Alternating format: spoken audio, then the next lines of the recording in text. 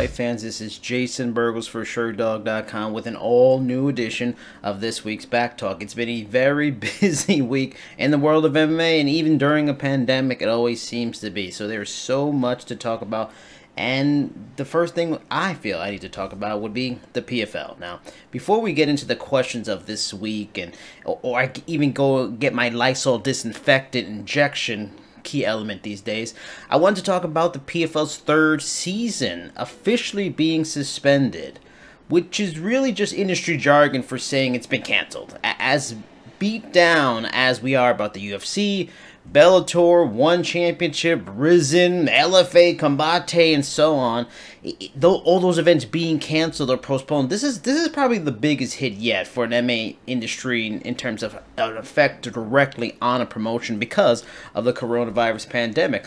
Just think of that.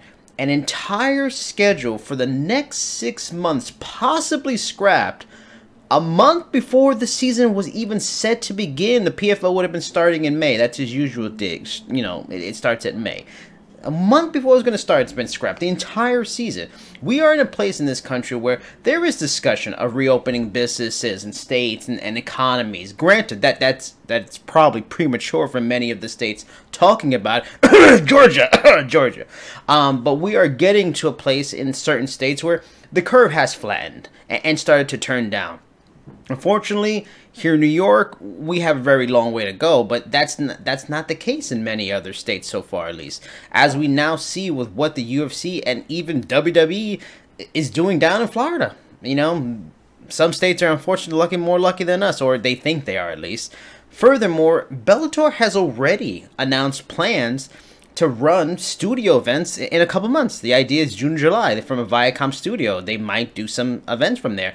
And LFA CEO Ed Suarez and Combate America CEO Campbell McLaren both told me weeks ago that studio events were likely in the plans if they weren't already planning them, which Combate America was planning to do it in Mexico City. So they're both planning studio events along with Bellator. So that seems to be the idea. So the fact that the PFL did not at least go the studio route is kind of surprising. What has also been surprising is the unfortunate lack of transparency with their athletes in terms of this whole situation of suspending or canceling the PFL season. This is not a roster the size of the UFC, or even Bellator for that matter. It is honestly probably the smallest roster for what would be considered a big and major promotion. So the fact that the fighters found out about the season being suspended at the same time that the media did is all kinds of messed up. Hell, I put myself in the awkward position of unfortunately being the first to inform new signing Johnny Case, veteran Chris Wade, and this past year's welterweight champion Ray Cooper. I was the first one to tell them. They didn't even know about it until I texted them about it. It's nuts. The league did not file for bankruptcy like the XFL currently did, so clearly they are on good enough financial standings that they can talk about, you know, going into season 3 or the redo of it in 2021 spring. So, and they retain allegedly more than 2/3 of the roster for that season in the future, and will then pay them monthly stipends, which they are not. Listen, they are not contractually obligated to do that. That's a key thing here, but that doesn't necessarily make it okay either. Moments like this showcase how rough an MMA contract can be, and how a lack of a union does hurt. This would be a good collective bargaining situation. This situation is the rare time in this difficult moment in history that not getting let go is probably maybe the worst case scenario for a particular fighter on this roster. And that's nothing against PFL, but it's difficult. It's a difficult spot to put a fighter in by telling them, based on their contract, they will need to wait until spring of 2021 to compete again. It's a tough spot, and paying you some money to wait is us being nice. You know, the league could very well put on one-off events later in the year. That's very possible, and maybe likely. But we don't know. They haven't said anything. They're not telling anybody anything. Even the fighters, they're not giving an idea. And I get it. With the virus, we're not unsure, but at least give them hope if they're, you know, going to get these just stipends. You know, they haven't told the media, and I've talked to several fighters, and they know as much as we do, which just seems wrong. From what I've been told, the fighters will find out about the stipends. Hopefully at the end of this week when this is recorded, maybe by the time this is recorded, they already know. But MMA Fighting reported, which I also heard on my own just digging around, those amounts could be $1,000 a month from July to December. That's a tough amount if you think about it in terms of the MLB minor league baseball players who don't make very good money at all. They're going to get $400 a week, $1,600 a month. So an MLB minor leaguer, not necessarily a professional yet, is going to make more than a professional PFL fighter that could probably be doing something somewhere else if their league wasn't suspended for the entire rest of the year. Imagine you're a professional fighter and can only make $6,000 for the rest of the year. You aren't hurt and you are willing to train during a pandemic, but you are being told to just wait. Just wait until next year. Go find a job elsewhere in the job market that is going to be really tough in the next 6 months. These aren't UFC athletes, and they don't even make that kind of money that they should, the UFC athletes. They're not all making big bucks. They're not all millionaires. Hell, Jared Rosho was working as an elevator apprentice last year throughout his run to the finals, and he's a UFC vet. This is supposed to just being released and allowed to maybe fight elsewhere. They're doing this instead. They're retaining guys until next year, or hopefully some fights later on. Hopefully. Or at least they can at least get approval to maybe take some fights in the meantime, or even be able to get the choice to decide if they want a stipend or just leave. And maybe the PFL will do that. But again, the lack of transparency from the league has been problematic, as other leagues seem to handle the situation honestly much better. Here's hoping the next week of communications from the league to its athletes is more about doing what's in their best interest by giving them options, rather than a promotional message of, it is what it is. Now to our first question of the week for Back Talk. Now the question comes from Deadwing88, and they ask, the majority of Jacksonville is backing UFC 249. The Florida Athletic Commission, Disney, has given the green light. Who exactly is going to shut it down? And that's a good question. I mean, and the way things are going, something always seems to come up and it always seems to eventually get shut down. I mean, at least on a local, state, maybe in federal level, it seems like it's a go. It seems like this event is going to happen. UFC 249 Part 2 reboot, redo, I don't know what you want to call it. I think if it were to get shut down, the only thing that probably really could shut it down at this point is probably the pandemic itself. And that's not completely out of the realm of possibility. I mean, the first events will be May 9, then May 13, May 16, May 23. I think that's supposed to be the events for Jacksonville, at least the first two will go on those dates. There's still some time. You know, this week's almost over. There's still the whole week. There's almost 2 weeks before then. And the funny thing is, for a lot of the states that are opening early, are trying to open early during this pandemic, like Georgia, like Florida, and some of these states, they may be fine now, and the numbers may seem really good, but right around the time of that week of May 9th, that could be when the spikes happen. That could be when the signs, because as most of us has followed this whole coronavirus thing, it can gestate and stay inside you for a couple of weeks before it really shows signs, if it does show signs of you. So if they had a bad spike, all of a sudden a boom in a few days of like 1,000, 2,000 cases in the state, 100, 200 deaths, that could really change things real quick. And if they're having fighters fight each other in close proximity with cornermen, with cameramen, with all these things, that could certainly be an issue. As a fan, as an American, I kind of don't want that to happen. As a New York, I really don't want it to happen, just because hopefully if it gets better somewhere and we can work through it, better chance for New York to eventually get through it at some point in the next few months, since we're the hotbed epicenter of it all anyway. But yeah, if anything were to stop it, watch out for that coronavirus pandemic. She's a real dirty one. All right, the next question comes from iStriker. They ask, does Donald Cerrone retire if he loses to Anthony Pettis, and vice versa? I'll get right into it right away. Anthony Pettis is not going to retire. The guy's only 33 years old. He's had 32 fights, so he's got a lot of mileage on him. Yeah, he's got a lot of mileage on him from 33-year-old, but you rarely see professional fighters at 33 retire. Unless they're forced to by some sort of injury or some sort of damage, or maybe they just lose the desire for it. But there's no real sign Anthony Pettis is losing the desire. Even if he was somehow released from the UFC, we know he's going to join his brother in Bellator. That's probably what's going to likely. If one championship doesn't throw a whole bunch of money at him anyway. And I've heard from people that even the PFL was sort of maybe interested in him before this season was postponed and stuff like that, putting out feelers. So he's not going anywhere. Let's just talk about Donald Cerrone. Donald Cerrone would be the one, if it were possible, to retire after this fight based on their experience, their age, but honestly, I don't see it as likely either. Yes, he's 37 years old. He just turned 37 recently. Yes, he's got 50 fights.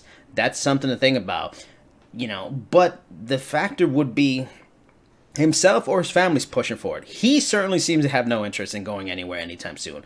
And there hasn't seemed to be any rumblings about maybe, oh, my wife really wants me to stop, or I want to just spend time with my son, or I'm not spending enough time with you. You're not hearing those things because basically he has his camp set up at his house, so he's not going far away training somewhere else for months at a time. So he's got the setup he wants. He's probably making a ton of money. He just got a fight with Conor McGregor. Probably made a ton of money with that. He's not going anywhere. I just don't see it. And then also, if you want to just break it down to a statistical level on what he's done recently, losses to Conor McGregor, Justin Gaethje, and Tony Ferguson. I mean, can you get any better than that? He lost to Conor McGregor, one of the best fighters out there, the biggest star in the sport. No shame. He lost bad, but he's still, he's one of the better fighters out there. Lost to the current, one of the number one contender, Tony Ferguson, hasn't been beaten, never really lost his title. Now and then the other one's Justin Gaethje. Justin Gaethje's an animal who's probably going to fight for an interim title with the aforementioned Ferguson. These are the elites of the division. Aside from Khabib, this is the best fighters probably in the division. So he's losing to the best of the best. So there's really no shame of that, especially at 37. Is he maybe getting mauled in certain instances? Yeah, but he's losing to the guys that are beating everybody. So I had to guess no. Donald Cerrone is not going anywhere anytime soon. This question comes from MJFan23, and they ask, a guy in Dominick Cruz is coming off of a dominant defeat and years of layoff and gets a title shot? And Mr. MJFan23, I can't blame your frustration or confusion. It really does not make a lot of sense.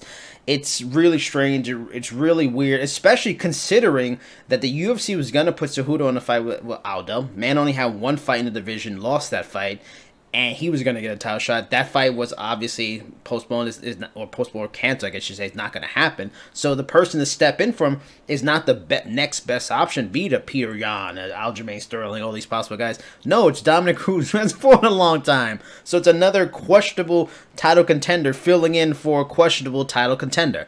I really don't get it. I mean, if we're just spitballing here, maybe it's a favor to Henry Cejudo on some level. They're on good terms with him. Dana loves him. He made him relinquish the flyweight title. Said, hey, Henry, I'll hook you up with the money fight you want, and I'll get it for you your next fight at bantamweight. Maybe that's it. I don't know. Maybe it's this, or maybe it's simply the promotion just wants money fights. This is, I believe, going to be on the 249 pay-per-view. That's going to be combined with Gaethje and Ferguson, which is going to be a big fight. A lot of people interested. In a time where we're going, the UFC and MMA, if it gets on its feet within the next couple months, is gonna probably go against a lot of unopposed, for the most part, or at least very weak in competition with other leagues not in season mode. A lot of TV shows have been postponed, so we're gonna probably see a lot of reruns. So they're not gonna have a lot of competition. So maybe they feel packing it in on a pay-per-view is gonna make them a whole bunch of money. And if you add on to the fact that Endeavor, the UFC's parent company that purchased it a few years back, they're having some tough financial times. They recently had to either furlough, switch from full-time to part-time, or outright lay off 2,500 different employees. That's a lot of people to either lose their job or lose a bunch of money. So and we already know, they incurred debt just purchasing the UFC. So maybe they feel this is one of those kind of moves that are going to help them make that money. Yeah, it's not going to make all their money back soon, but this is the kind of decisions that are made at this time. It can be a whole lot of things. Maybe it's the other guys weren't willing to fight and during the pandemic. I don't think that's it. It seems like most of these fighters are willing to fight for the most part, but it's just spitballing. Mr. MJ, I don't get it either. This next question comes from Catch and Shoot. They ask, you cannot host fight sports without hospitals for emergencies.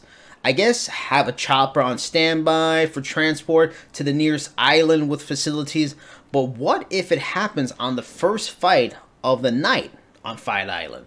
And that's a fair assessment. I can see the concern. It's a good question, but it's really hard to say right now. We really still don't know the infrastructure the UFC is going to build on this mystery island that we still don't know about. You know, also to add, we don't know the exact statistics of how many instances of fighters needing to immediately be rushed to a hospital after a fight. I can't say. Maybe it's more than I think. My gut from what I've seen over the years, it's remote and it doesn't seem to happen that much. But the UFC also you have to factor in, has the funding, especially since this looks like a couple months long infrastructure build. They have the financial structure to build a solid temporary medical center on the grounds, I would guess. If they're building a cage, building those things, they're going to have the fighters stay in a hotel there, train there multiple weeks before a fight.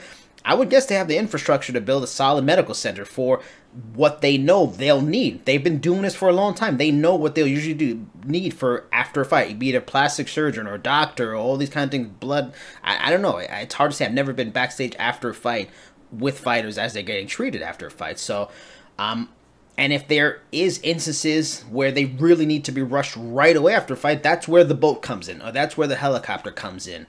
So I would imagine they're probably fine in terms of fighters. You'd need the 1 in 3 billion kind of instance for like 3 straight fighters all of a sudden to need to immediately be rushed to the hospital after fight. Maybe it's possible. Maybe it's hot out there. Maybe they get heat stroke. I don't know. These guys train intensely all the time. I can't imagine they're going to get heat stroke all of a sudden, but you never know. But that said, I think in terms of worrying about that, as a fan, I don't think you need to worry. I think the fighters will be well taken care of because, the UFC doesn't want a lawsuit if something happens. So I think they're probably going to have a solid infrastructure and there really won't be any serious emergencies to worry about. All right, this week's final question comes from JM Barr, I believe. They ask, what was the reason for Ben Askren's 1-2 record in the UFC? Now, this is completely subjective. You know, it's just what I think is the obvious things. The one thing I would point to is competition, and nothing against who he faced in one championship. You know, he faced probably the best, hopefully the best that he could face. Though I don't know how strong their welterweight division at that time was, and fighting guys like Shinya Aoki probably really aren't really a legitimate enough test for him. But I mean, he still faced Robbie Lawler, former champion, Demian Maia, multi-time title contender, and Jorge Masvidal, who's BMF champion, probably going to get a title shot. These are very, very good fighters. The Lawler fight, he very well could be 0-3. The Masvidal fight was what it was. The Lawler fight, it was what it was. And the Maia fight was good until he lost. And also factor in not only high-level competition, he's fighting elite-level fighters. The guy is fighting it at 34-35 at welterweight. That can often indicate a downward turn. That they're not really in their prime anymore. It's going the other way. Add in again, double add, maybe he should have been fighting a lightweight. If you look at Ben Askren, and I'm totally for fighters going up in weight, not cutting too much weight and stuff like that, but he's not necessarily a physical specimen. You maybe wonder if he just cut the weight and was at lightweight, maybe he'd be a bigger, strong, even more dominant. And that's not to take anything away. The guy's a fantastic fighter. Great grappler, dominant Bellator. No one can touch him. Beat Douglas Lima back in the day. You know, dominant, one championship, but then he came to UFC at 34-35, got good competition, it just didn't work out for him. So I think it's a combination of many things. Competition, age finally got up to him, and maybe with the age and not maybe being in the best shape, maybe not having to have the nutritionist and having to cut the weight and probably optimizing his body, maybe he would have been a better 34. Again, just guessing. It is what it is. He could have very well won some of these fights, but yeah, it's a whole combination of things.